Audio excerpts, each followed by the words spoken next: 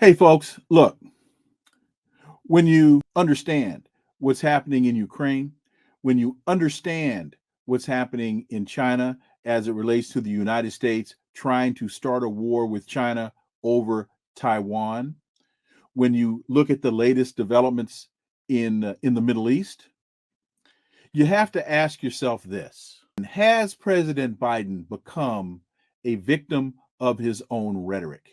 Has he fallen into his own trap? Let's talk about this.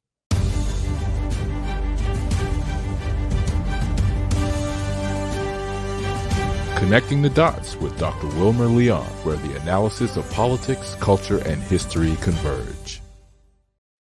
Welcome to the Connecting the Dots podcast with Dr. Wilmer Leon, and I am Wilmer Leon. Here's the point. We have a tendency to view current events as though they happen in a vacuum, failing to understand the broader historic context in which they take place. So today, looking at Ukraine, looking at China, looking what's happening in the Middle East, I decided that I would just take a few minutes and just give you some extemporaneous, just off the top of the head kind of stuff. No guests on this segment. Y'all are just stuck with me. So let's start here. In his last address to the United Nations as president, Joe Biden said, quote, "I recognize the challenges from Ukraine and Gaza to Sudan and beyond.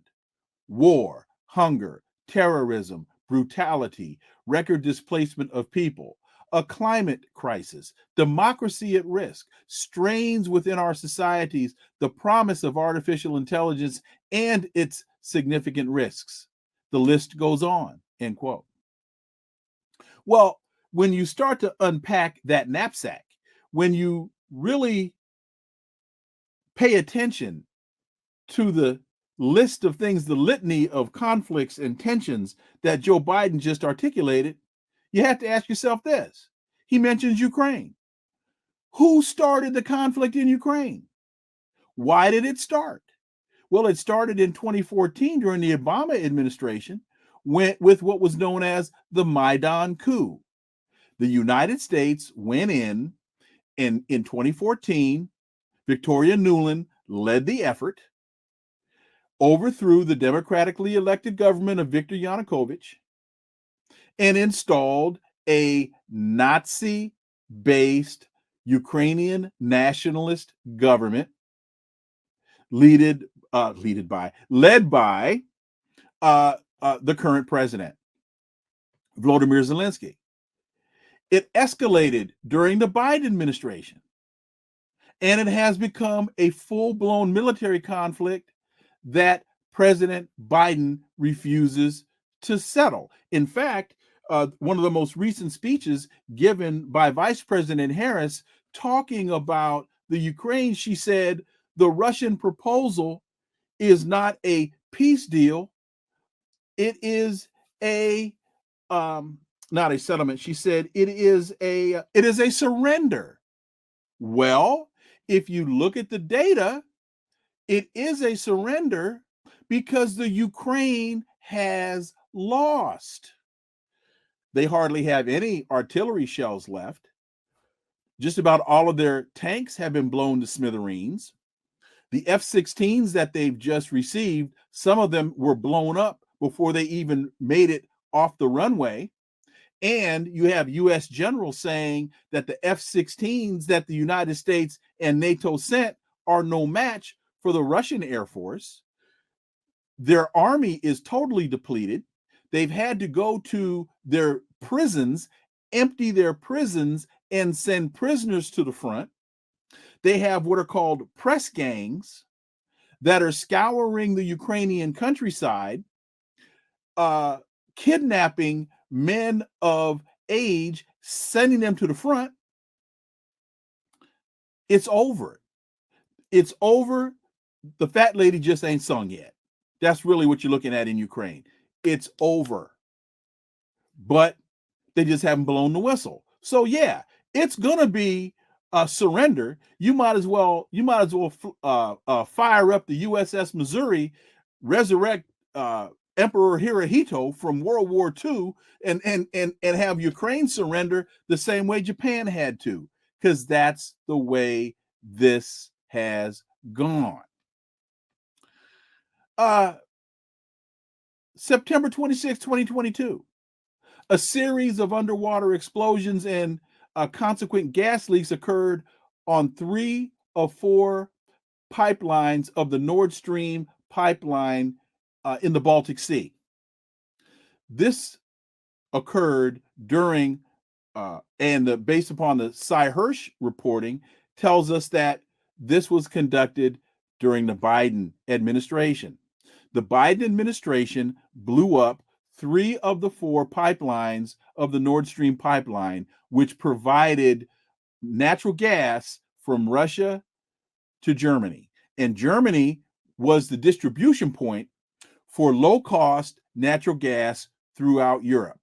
And since 2022, what has happened to the economy of Germany and what has happened to other economies of European countries? They've been decimated because they now are forced to buy natural gas from the United States because the United States blew up their pipeline, cutting off their access to Russian natural gas. Why? Because if you remember, when the Ukraine conflict started, President Biden told us what? We're going to turn the ruble into rubble. Y'all remember that? We're going to turn the ruble into rubble. Has that happened? Not at all. In fact, the ruble, which is the currency in Russia, is now one of the most stable currencies in the world. The Russian economy is in the top 5 economies in the world. Why? Because the United States was not able to bring about regime change in Russia through the Ukraine conflict. The United States was not able, through its sanctions regime, to bring about crippling sanctions on the Russian economy. They have been able to find workarounds, and they have been able to continue to engage in international business all around the world. Look at the BRICS meeting that's about to take place in Russia. You've got China. The BRICS, the acronym for what? For Brazil, Russia, India, China, South Africa, and now you have a number of other countries that are joining this economic cooperative, and they are finding workarounds around the sanctions that the United States is imposing on all of these countries. In terms of Gaza, who's funding the genocide in Gaza? The Biden administration, of course. President Biden in May of 2024 said, he said what? He would halt some of the shipments of American weapons to Israel, which he acknowledged had been used to kill civilians in Gaza, if Prime Minister Benjamin Netanyahu ordered a major invasion in the city of Rafah. Well, Netanyahu did it. Biden did not honor his word. He still sent those weapons to Israel. And what do we find now? $8.7 billion on their way of weapons and military aid are now on their way to Israel. Citizens have been killed in Gaza as a consequence of the bombs and other ways in which they go after population centers. Biden said this on CNN to Aaron Burnett back in May of 2024. Civilians have been killed in Gaza as a consequence of those bombs and other ways in which they, Israel, go after population centers. He said that to CNN. And he still sends weapons to Gaza. He said, I made it clear that if they go into Rafah, and they haven't gone into Rafah yet, if they go into Rafah, this was May of 2024, I'm not supplying the weapons They've been used historically to deal with Rafah, to deal with the cities that deal with that problem. Where are we now? 4 months later, Israel said in September it had secured an $8.7 billion aid package from the United States to support its ongoing military efforts and to maintain a qualitative military edge in the region. Folks, for the United States to send military weapons into Israel violates international law. It violates American law. It violates the Arms Export Control Act. It violates American law for the United States government to send weapons to countries that are in the midst of oppressing their own people. Look up the Arms Export Control Act. $8.7 billion of your hard-earned tax dollars are being sent to Israel to support genocide. This package includes $3.5 billion for essential wartime procurement, what they call essential wartime procurement, which has already been received and earmarked for critical military purchases. What does that mean? Well, in common parlance, we'd call that a money laundering scheme. So the United States sends $8.7 billion or earmarks or tags or identifies $8.7 billion for Israel for military weaponry. And what then happens? Well, that money goes to Lockheed Martin. That money goes to Boeing. That money goes to Raytheon. That money goes to what Dwight Eisenhower told us in his 1959 farewell address to the American people, the military industrial complex. So the United States funds genocide, is backing the extermination, the elimination, the removal of innocent Palestinian people, while American arms manufacturers make billions and billions of dollars. Oh, and by the by, President Biden also said he's sending another $8 billion to Ukraine. So that's $8 billion to Ukraine. That's 8.7 to Israel. That's $16.7 billion. And they're sending almost $600 million to Taiwan. That's $17 billion in just 1 month that the United States is sending for militarism. And the United States isn't being attacked. We're not under threat. $8 billion to Ukraine. Ukraine is the proxy of the United States. The Ukraine is the proxy of NATO. Volodymyr Zelensky, the president of Ukraine, he tried to negotiate a settlement with Vladimir Putin in April of 2022, right after 2 months after the damn thing started. And right as they were reaching an agreement, the United States had the former British Prime Minister Boris Johnson go to Ukraine and tell Zelensky, under no circumstances is the West going to accept a peace deal with Russia. Go figure.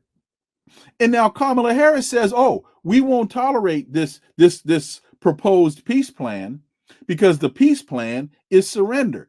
You had the opportunity in 2022 to bring a peaceful resolution to the conflict that you started, but you ignored it. You ignored it. Your hubris got in the way. Your ego got in the way. You were blinded by your ego to the realities that were right before you on the ground. And you ignored the opportunity. And now, what has Russia done? They just keep saying, y'all want to drag this out? We'll keep fighting. When we keep fighting, we keep taking territory. And when we take territory, we don't give it back. So yeah, it's going to be surrender. It's going to be surrender. The question simply becomes, how much of an ass whooping do you want to take? So now, back to the Middle East. According to Middle East Eye, on September 27th, Israeli fighters, they carried out a series of massive airstrikes on Beirut's southern suburbs in what appeared to be the most intense bombardment of the Lebanese capital since the 2006 war.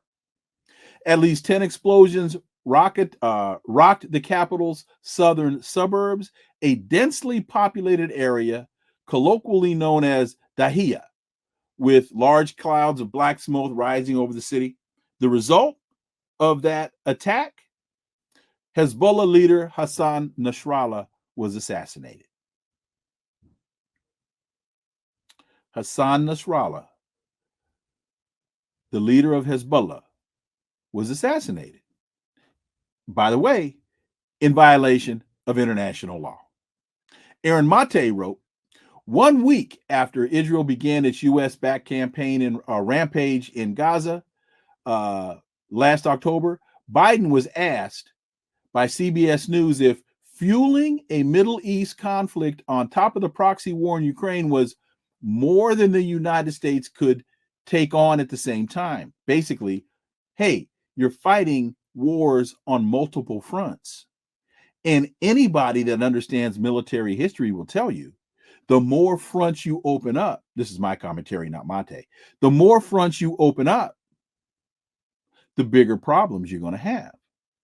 What was Biden's answer to that question about, is the United States taking on more than it can manage at the same time? No, Biden said, and he was incredibly indignant when he said it. Quote, we're the United States of America, for God's sake, the most powerful nation in the history, not in the world, in the history of the world. Not only does the U.S. have the capacity to do this, Biden said, we have an obligation. We are the essential nation. And if we don't, who does? Joe, you're reading your own press clippings.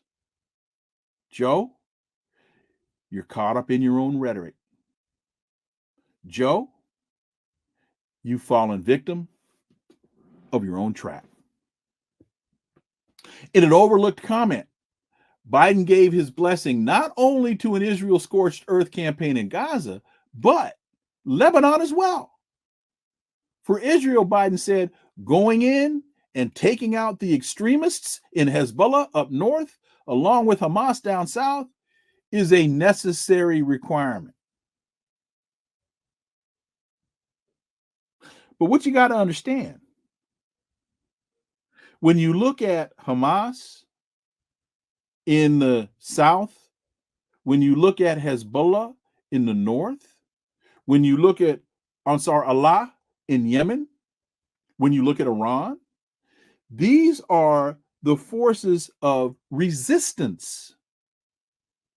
They are resisting the occupation of historic Palestine. This isn't anti-Semitic rhetoric. It's fact. There's a reason why that area is referred to as the occupied territories. They don't use that language a lot in today's parlance because the West has now clearly come to understand that that narrative, that language contradicts the narrative that they're trying to present. But there's a reason why in the UN, in the International Criminal Court, in the International Court of Justice, in all kind of parliaments in all kind of countries all over the world, they're referred to as the occupied territories. Who is the occupier? The Zionist government of Israel. Who is the occupied? The Palestinians. International law tells us. So when Vice President Harris steps to the podium at the DNC convention and says, Israel has the right to defend itself. Nay, nay, that's not true. When Joe Biden steps to the podium and says at the UN, Israel has the right to defend itself, that's not true. When Netanyahu steps to the podium and says, Israel has the right to defend itself, that's not true, because international law is very clear. The UN is very clear.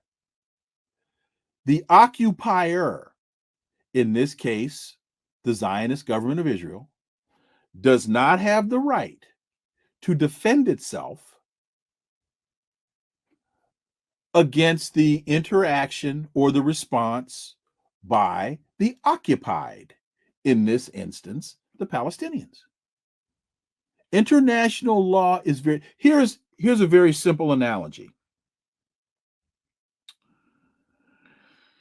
I can't walk into your house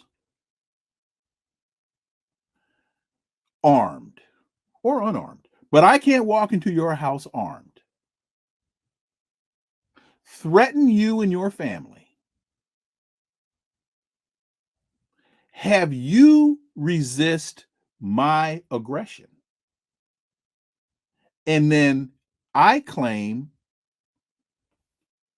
self-defense. I can't do it. It won't pass the laugh test. It won't pass the giggle test. It won't pass the smell test. I can't do that. I cannot walk into your home, take over your home, have you resist my aggression, shoot you in the process, and then claim I was defending myself. It's the same thing that's going on right now in the occupied territories. So this isn't me being pouring haterade on Vice President Harris or Joe Biden. No. This is just the facts. So, getting back to the recent assassination of Hassan Nasrallah, the IDF, the Israeli Defense Forces, they reportedly used 2,000-pound bunker-busting bombs supplied by the United States in the assassination of Hassan Nasrallah. They leveled several apartment buildings. They killed dozens of people, scores, with others still being believed trapped in the rubble, which means you're going to have, they leveled a whole damn neighborhood. They leveled a neighborhood to kill one guy. And here is an incredibly interesting revelation to all of this. The Lebanese foreign minister now says that Hassan Nasrallah agreed to a ceasefire, a 21-day ceasefire, right before the IDF assassinated him. Abdullah Bu Habib, the Lebanese foreign minister, says Nasrallah agreed to the U.S. and French proposal for a 21-day ceasefire. He said that on CNN to Christiane Amanpour, quote, they told us that Mr. Netanyahu agreed to this, and so we also got the agreement of Hezbollah on that, and you know what happened after that. They assassinated the man. So let's trace this back. If the reporting is true, and I believe that it is, Hezbollah leader Hassan Nasrallah was ready to accept the proposed ceasefire, which, by the way, the U.S. via Vice President Kamala Harris and a number of others, President Biden, claim that they're desperately working on a ceasefire. You've heard them say this. We are desperately working on a ceasefire. We are desperately working on a ceasefire. We're doing everything in our power to come up with a ceasefire. So the U.S. and France propose to Hezbollah a 21-day ceasefire. Nasrallah says, okay, not only will there be a ceasefire in Lebanon, as in between Lebanon and the Zionist settler colony of Israel, that ceasefire also has to apply to Gaza as well. There will be a cessation of violence across the landscape. Because after all, why is Hezbollah fighting the IDF? In defense of Hamas, in defense of the Palestinians. Why is Ansar Allah in Yemen sending missiles into Tel Aviv and other parts of Israel? Why is Ansar Allah, why have they shut down the Red Sea and not allowing Israeli flagged or ships that are delivering goods or receiving goods from Israel, from the Zionist colony, to transit the Red Sea in support of the Palestinians? So you can't have a ceasefire with Lebanon and not with Palestine. That wouldn't make any sense. So the story is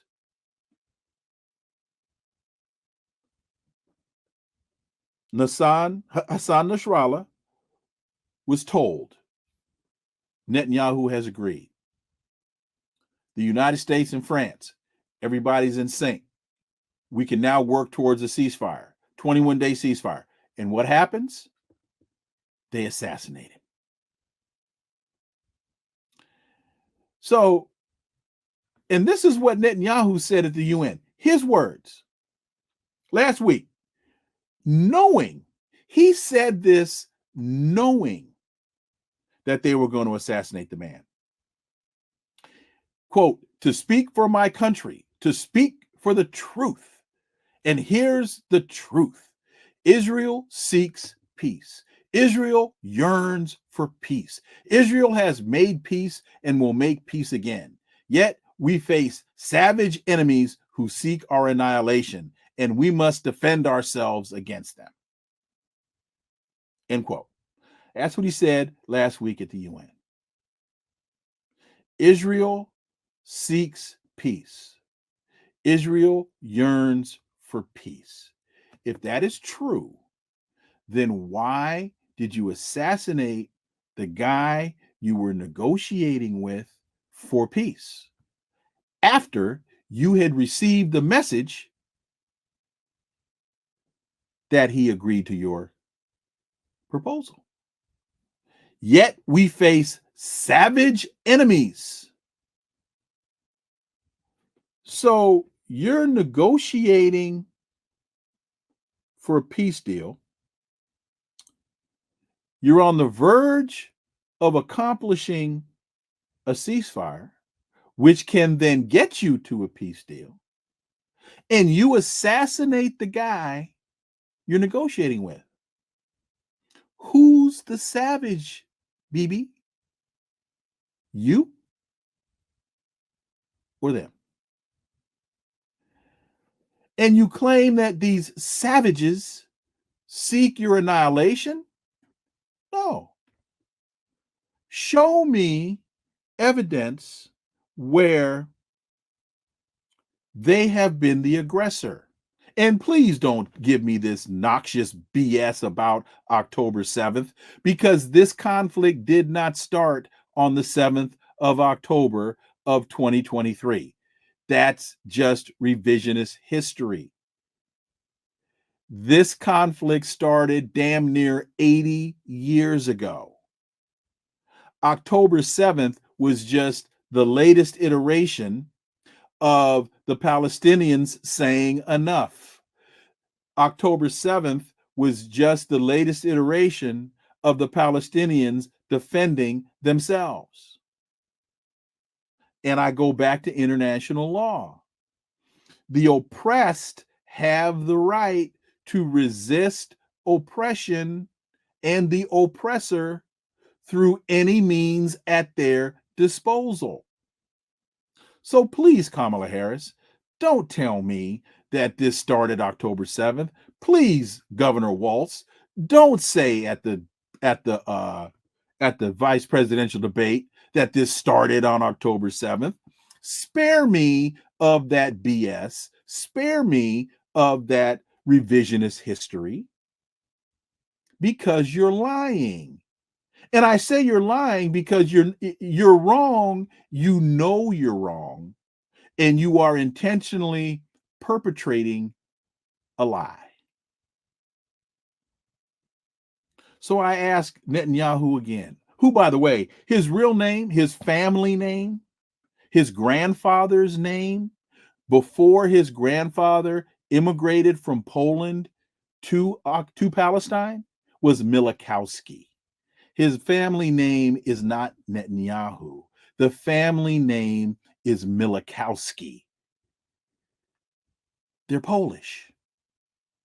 They're European. They're not Arab.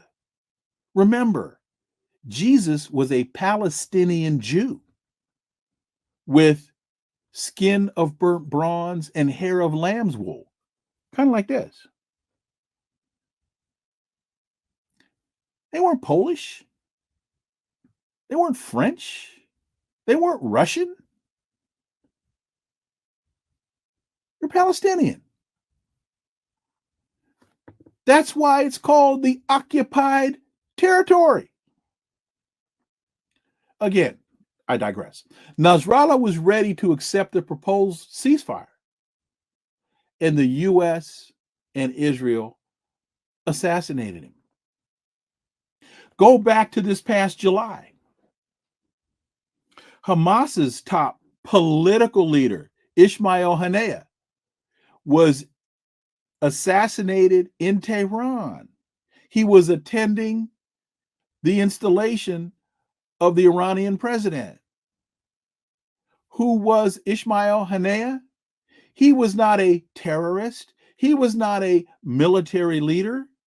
He was the head of the political wing of Hamas. Understand, Hamas has basically two factions. They have a military faction and they have a political faction. They started as a political group, but only when they were compelled to develop a military response to the genocide and oppression that the Zionist government of Israel was imposing upon them in the West Bank and in that concentration camp called Gaza, did they develop a military response.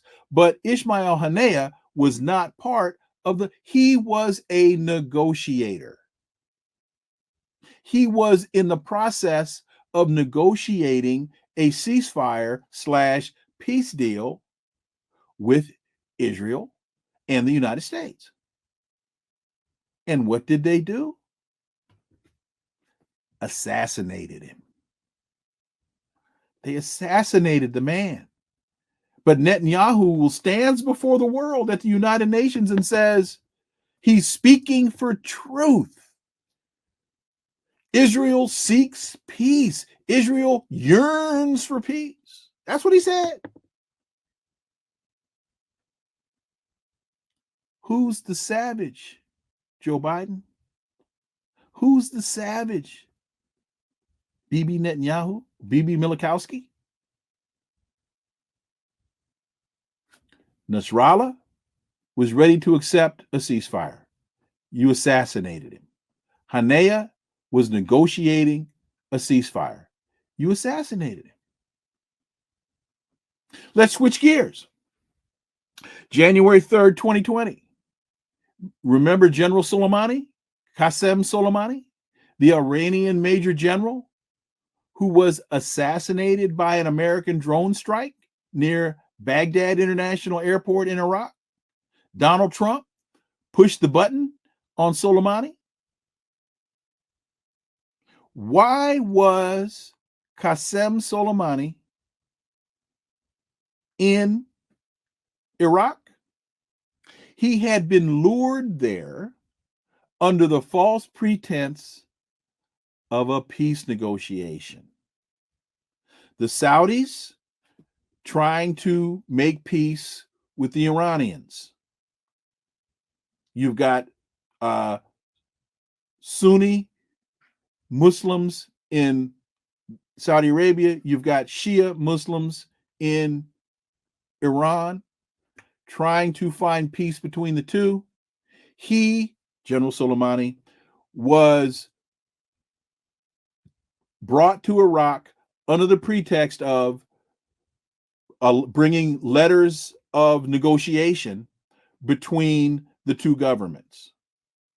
False pretense. It was a lie. He was there on a peace mission and was assassinated. I'm connecting some dots here, folks. Are you starting to see the picture? I'm connecting some dots here, folks. Are you starting to see the picture?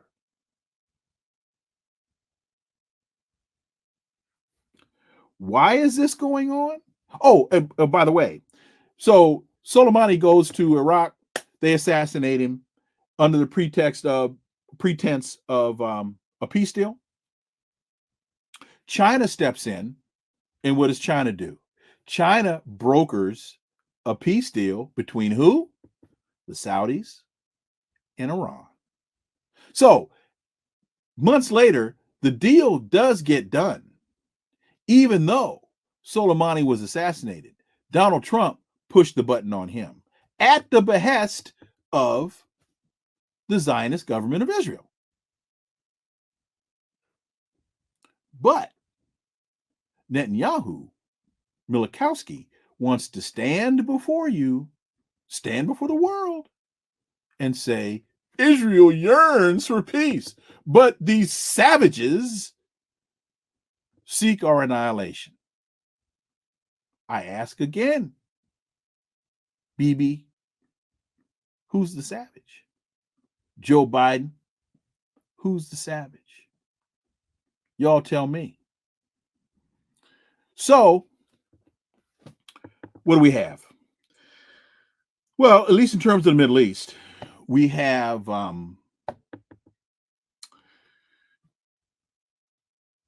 Iran responds to the assassination of Haniyeh and a number of other incursions, aggressions that they have been incredibly measured and incredibly calculating. And so they sent some missiles into Israel. But they were very, very careful. They selected military targets.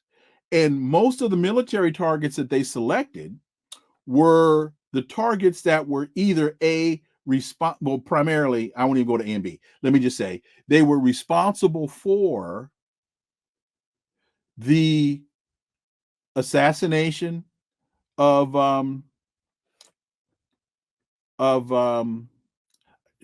keeping the Nasrallah, Hassan Nasrallah. Keeping these names in my head is a bit challenging.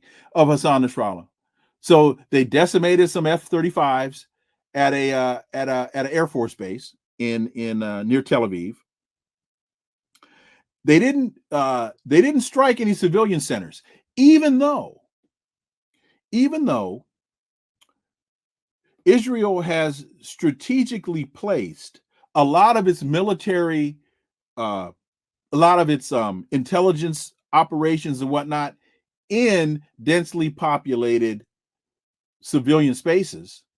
See, they're not like Israel. Israel blows up a whole damn neighborhood with 2,000-pound bunker busting bombs. Israel didn't do that. They could have done that. They didn't. And they were very clear in explaining why. Because they said, we aren't going to attack civilians. Also, the Holy Quran guides them in their tactics for war. They are guided as Muslims. They are guided by the Quran in terms of what is allowable in war and what is not. That is why, for example, they haven't developed a nuclear program, because in their mind, by their belief, too many innocent people will be affected by the action. And when they get into it's kind of eye for an eye kind of deal. When they get into a conflict, they deal with those involved in the conflict. They don't have this idea of collateral damage. They don't sit back and calculate, well, our enemy is here, our target is here, and there are so many civilians on the periphery, and we have an acceptable number of those that we can exterminate and still call it fair. They don't operate like that. Their guide, the Holy Quran, dictates how conflict will be managed. So that's why, for example, they sent a message to Iran and said, we are about to strike. They let them know. They didn't have to do that. They let them know. See, people are making a huge mistake by confusing restraint with fear, whether it's Russia, whether it's China, whether it is Iran. Because they have been so measured in their responses, they haven't just gone all out blast, because that's not their tactic. That's not their way. They have a different understanding of time and what Dr. King called the moral arc of history, because their cultures are thousands of years old. Unlike the United States, that's the new kid on the block. So they have a totally different concept of time. So the adage, you have the watches, but we have the time. So they're not going to be baited into a knee-jerk reaction to an attack. They're going to sit back, step back, evaluate the landscape, and then they retaliate on their terms, on their timeline, through their methods. And that's why, for example, when Hania was assassinated, the United States went to Iran and said, don't retaliate, don't respond. And Iran told Joe Biden, no, Joe, we got to respond to this. But understand, here's what we will do. And this is what they said. Here's what we will do. We will strike military targets. We won't strike civilian targets. And the military targets that we select will be those targets that were responsible for engaging in and planning the action that we are responding to. And here's the key that you all need to understand. They also said, Joe, once we respond, we will consider the matter settled. Once we respond, once we retaliate, we will consider the matter settled. Unless you or them engage in further action. If you do that, then we're going to have to handle that business. We're going to have to do what we got to do. So they are, and I'm speaking about the resistance in general, they are incredibly measured, because not only do they have tactics, they have strategy. See, what you see playing out from the Israeli side, there's no strategy here. There's no strategy. There's no plan. There's no long-term methodological, I think that's proper pronunciation, plan. They're just out there shooting first and asking questions later. They have tactics but no strategy. So that takes you to the adage, if you don't know where you're going, any road will get you there. I mean, they know annihilation, they know genocide is what they're after. But in terms of a planned, calculated strategy, doesn't exist. That's why it's so hard for people to make sense out of what's happening. People keep going, what the hell are they doing? Why are they doing this? What? You don't know because they don't know. You don't know because they don't know. So look, that's kind of where we are. Now, Israel is talking about, oh, the response is going to be horrific. Oh, the response. We are going to have a ground invasion into Lebanon. Well, they tried that. And they're getting their butts kicked. They got their butts kicked. Israel got their butts kicked the last time they tried it in 2006. Israel tried to go into Lebanon in 2006. Got their asses handed to them. And Hezbollah has only gotten stronger and smarter and even more determined, if that is possible. I remember when George W. was getting ready to go into Iraq, and Minister Farrakhan, and I guess I'll end with this, and Minister Farrakhan was trying to convince America that this was going to be a fool's errand. In fact, he called it the precipitant of greater tragedies to come. And one thing that he said to George W. in an open speech and letter, he said, "You can't win this with your technology." He said, the first week, you got this. He said, your technology and your missiles, he said, the first week, you got it. He said, but eventually, you're going to have to bring your soldiers in here. And when you do that, they got something for you. He said, because you've never fought a soldier with the heart of a Muslim. He said, you're fighting God in a man.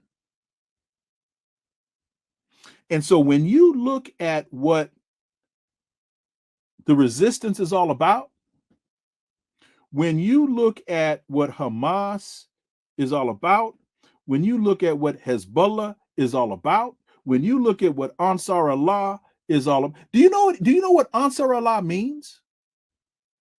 Servants of God. What did Minister Farrakhan say? You're fighting God in a man. That's not rhetoric. That's not rhetoric. My very rough, limited understanding, Nasrallah means, and these are the folks in Yemen, you all know them as the Houthis, servants of God. And where did that come from? When the Prophet Muhammad, may peace be upon him, was in that region, in what is now Yemen, there were a group of people that assisted him and protected him during his travels. And what were they called? Ansar Allah.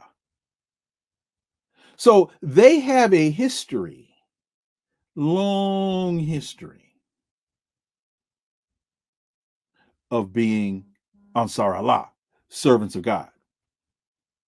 So when you have a people that have taken on that identity, this is who we are, this is what we do. You put them up against a group of 18, 19, 20-year-old Israelis that have been conscripted into military service because they are obligated by law to serve 3 or 4 years in the military. And so really all they're trying to do is get the hell out of town alive so that they can check that mark off of the list and say, okay, I did what I was supposed to do. I served my country. You put them kids up against these folks. Sad day in Mudville, boys and girls. That's all I can tell you. When Casey came to bat, it was a sad day in Mudville. So, hey, folks, look. I thank you all for listening to my rant. Take some time, research what I've said, because what you'll find, I'm telling you all the truth. Thank you all for listening to the Connecting the Dots podcast with me, Dr. Wilmer Leon. Stay tuned for new episodes every week. Please follow and subscribe, leave a review, share the show. Follow me on social media. You can find all the links below in the show description. And remember, this is where the analysis of politics, culture, and history converge, because talk without analysis is just chatter, and we don't chatter here on Connecting the Dots. And I'll tell you this, I ain't joking, I ain't playing, I'm just saying. Hey, see y'all again next time. Until then, I'm Dr. Wilmer Leon. Have a great one. Peace. I'm out.